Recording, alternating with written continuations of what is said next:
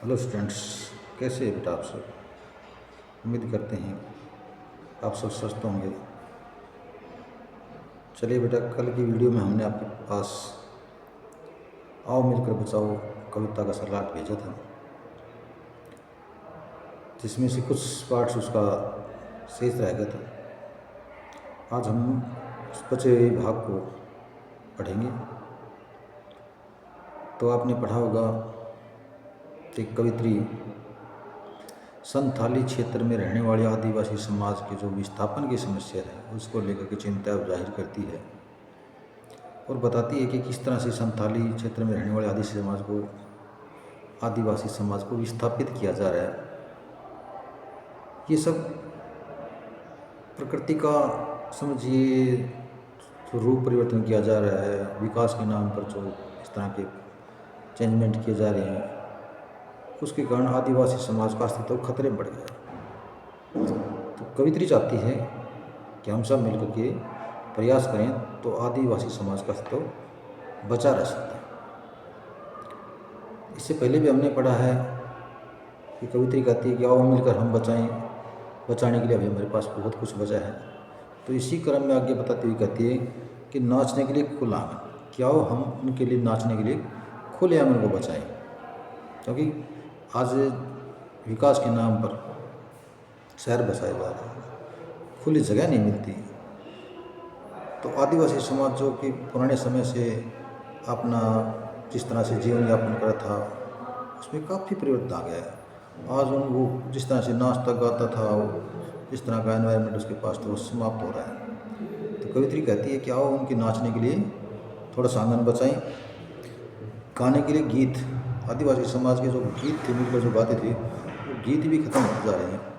तो आग्रह करती है कि आओ हम सब मिलकर के उनके जो लोकगीत थे उनको बचाने का प्रयास करें।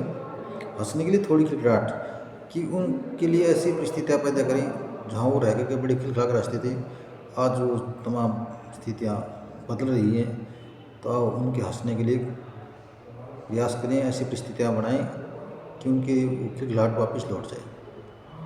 सोने के लिए मुट्ठी भर, रोने के लिए मुट्ठी भर एकांत, और उनको रोने के लिए ऐसा मौका अवसर प्रदान करें कि उनको कोई एकांत में अपने विचारों का हमारे सामने समझिए या समाज के सामने बताने में सक्षम थे।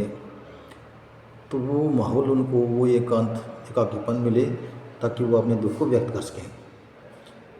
एकांत में मिले जिससे अपने कार्य का वो मूल्यांकन कर सके, लेखा जोखा कर सके। बच्चों के लिए मैदान, उनके बच्चों को खेलने के लिए आओ मिलकर हम मैदानों को बचाएं। पशुओं के लिए हरी भरी घास, उनके पशु जहाँ हरी भरी घास खा करके जिंदा रहते थे उनके लिए आओ घास बचाएं। बूढ़ों के लिए पहाड़ों की शांति, और आदिवासी समाज के बुजुर्गों के लिए जो पहाड़ों में जाकर के थोड़ी देर के लिए शांति महसूस करते थे, आओ उन पहाड़ों को बचाने का प्रयास किए, क्योंकि आज वो पहाड़ भी विकास के नाम पर हिट हो रहे हैं। तो हम मिलकर उनको बचाने का प्रयास करें। और इस अंधविश्वास भरे दौर में थोड़ा सा विश्वास, थोड़ी सी उम्मीद, थोड़े सपने आओ मिलकर बचाए। इस दौर में बचाने को बहुत कुछ बचा है अभी भी हमारे पास। तो कवित्री कहती है आज की इस अंधविश्वास भरे दौर में आओ उनके लिए थोड़ा सा विश्वास बचा कर रखें। अर्थात आज प्रत्येक व्यक्ति एक दूसरे पर अविश्वास करने लगा है, तो आओ उनके विश्वास को बहाल करें। थोड़ी सी उम्मीद, उनके लिए थोड़ी सी उम्मीद बचाएं, थोड़े से सपने। आदिवासी समाज को भय है कि कोई उनकी सहायता करने वाला नहीं, तो उनकी उम्मीद टूट रही है, उनके सपने नष्ट हो रहे हैं। तो आओ उनके विश्वास को, उनकी उम्मीद को, उनके सपनों को बचाएं। इस दौर में, आज के दौर में भी बचाने के लिए कविता कहते हैं हमारे पास बहुत कुछ बचा है, आओ हम सब मिलकर उसे बचाने के प्रयास करें ताकि आदिवासी समाज का अस्तित्व कायम रह सके, आदिवासी समाज अपने आप को सुरक्षित महसूस कर सके। तो कवित्री ने संथाल क्षेत्र में रहने वाले आदिवासी समाज की विस्थापन की समस्या को लेकर के अपनी चिंता जाहिर की थी। उम्मीद करता हूँ कि आपने ये कविता गौर से पढ़ ली होगी।